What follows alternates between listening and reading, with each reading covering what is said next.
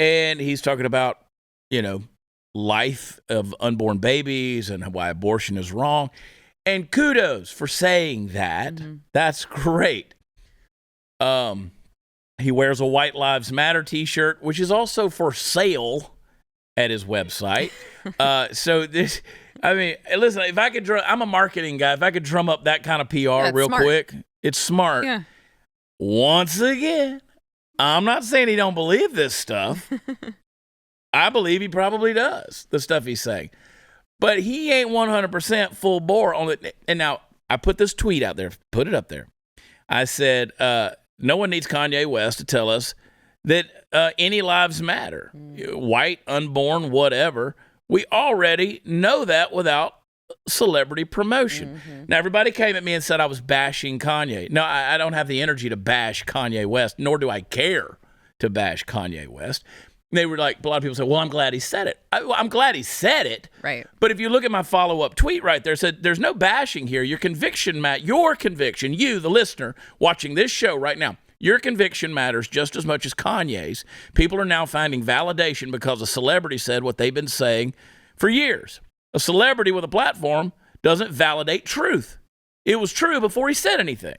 And I'm glad he said it. Don't get me wrong. I'm glad he said it. But guys, stop getting hard on for it. Okay? Because when you do that, you're setting yourself up for a huge letdown later on. Because again, these people are going to come out with their wild cockamamie, anywhere from South Beach to Hollywood to New York, Manhattan ideas that don't fit with your Midwestern values. Yeah. And your blue-collar, hardworking values. And you're going to be like, well, damn, I thought he was on our side. No. They just said something that you agreed with. They're on their side. Yeah, I mean, God bless these people, though, because they're just clamoring for someone who has some sort of, influence on culture to say something that they agree with. Right. And so they hear just the slightest bit and they're like, finally, someone's saying it, but you can't also simultaneously say, who cares what Hollywood thinks? But give me the Sarah Gonzalez's of the world, the Steve Deace's of the world, the people who have been in the trenches. Right. Researching this stuff, doing the writing, doing the work, saying this stuff for years and putting it out there. And then suddenly somebody comes along, Bill Maher farts and something comes out that sounds somehow conservative.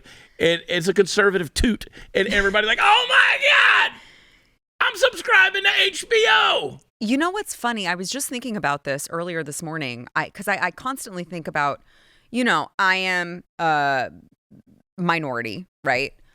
I would, but no, hold on. I would be. I'm gonna need to see that circumcision. I would be so much more famous. Not that I care about it, but I would have so many more followers and viewers if I had been Democrat and then changed my mind and become conservative. Thanks. They always get all of the credit. It's like, I've been right the whole time. Right. And you don't get as much credit. Right. If you aren't the one who's walking away from the left. Right. It's like, bitch, I already knew that this was the right side the whole time. Exactly. This was always the whole deal. It's just like the person at the church who murdered 3 people, went to prison, escaped the death penalty, found Jesus in prison, and now every church in America wants to hear their testimony. Yeah. What about the guy who gave his life to Christ when he was 8 years old and has lived a good life his entire, raised a great family and grandkids and served in the church and the community and did all these things right? We don't want to hear that guy's story. You know why? Because it's boring. Am I right? You get no credit. Am I right? They always want the ones who are reformed leftists. Exactly.